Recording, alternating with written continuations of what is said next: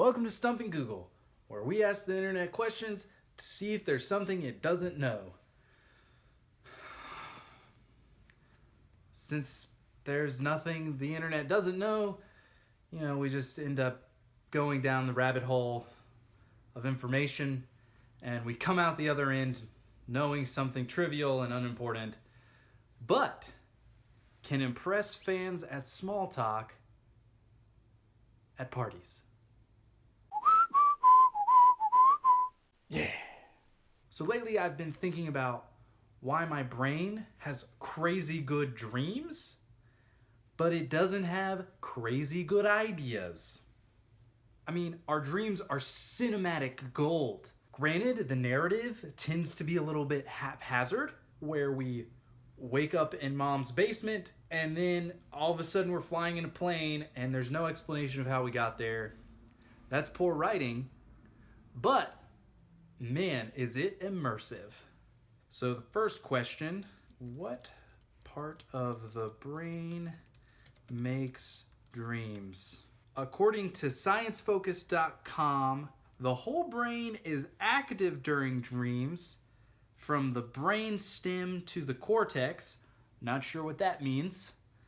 Most dreams occur during REM cycle, which is rapid eye movement. This is part of the sleep-wake cycle and is controlled by the reticular activating system, whose circuits run from the brainstem through the thalamus to the cortex, and the cortex is responsible for the content of dreams. That sounded like a bunch of mumbo jumbo. Not sure if I can trust it. Just kidding. That actually sounds pretty reliable. Also, I feel like they should probably come up with better names for the brain parts, right? Thalamus, that sounds like an old dinosaur, or one of those made up ones that's going to be in the new Jurassic World movie. It's like, man, we've combined a velociraptor T-Rex to make Thalamus. And cortex sounds like a bad 80s movie, right? Or maybe like a bad 80s motorcycle.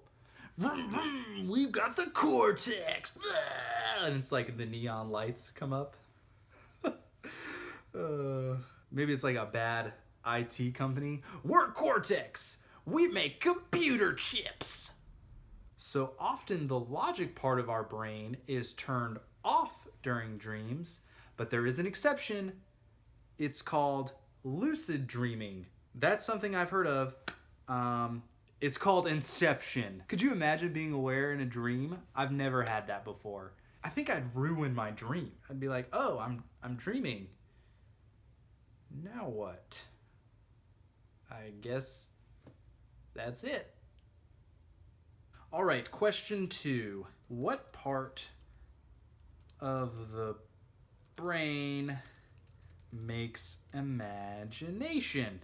Okay, the Dartmouth researchers found that the activity of what we call the imagination is the product of a widespread network of neurons, what they call the mental workspace.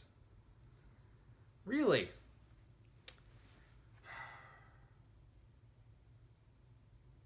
You'd think a network of neurons used to make imagination would have a better name than mental workspace. They spent about 5 seconds on that. That feels very unoriginal.